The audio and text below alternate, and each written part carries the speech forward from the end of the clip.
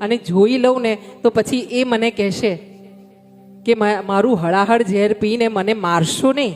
હા, અને એ મારશો નહીં એમ વાત કરશે. શા આધાર પર? એ આધાર પર કે દૈત્યો અને દેવો અમે બધા જ તમારા જ બાળકો છીએ, તો અમારામાં ને દેવોમાં તમે આ ભેદભાવ કેમ કરો છો? આમ પૂતના સવાલ કરશે અને ત્યારે મારે એને શું સમજાવવું અને એને કેવી રીતે સમજાવી કે તું આવા અધમ કૃત્ય કરી રહી છું, દુષ્ટતા ભર્યા કાર્ય કરી રહી છું, ત્યારે મારે તારો ઉદ્ધાર કરવો પડે એમ છે.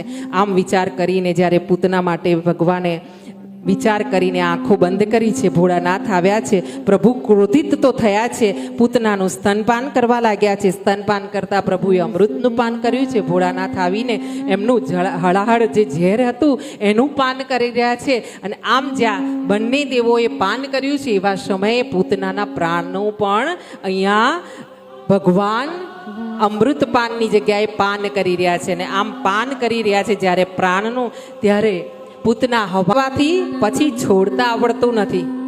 મને તો ખાલી પકડતા આવડે છે. હા, હું જેને પકડું ને એને હું છોડતો નથી અને લગભગ જલ્દી હું કોઈને પકડતો નથી.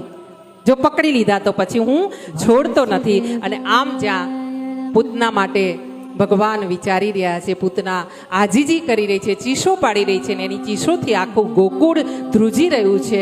ઝાડવા અને પાંદડા થરથર કાપી રહ્યા છે. અને એવા સમયે આવી ચીસો સાંભળીને મા જશોદા અને ગોપીઓ જે અંદર હતી ને એ બધી દોડી દોડીને બહાર આવી છે. આવીને જુએ છે તો પાલનામાં લાલો નથી. મા જશોદાને આઘાત લાગ્યો છે. હજુ તો આજે 6ઠ્ઠો દિવસ છે, મારો લાલો ક્યાં, લાલો ક્યાં? અને ગોપીઓ બધી શોધવા નીકળી છે.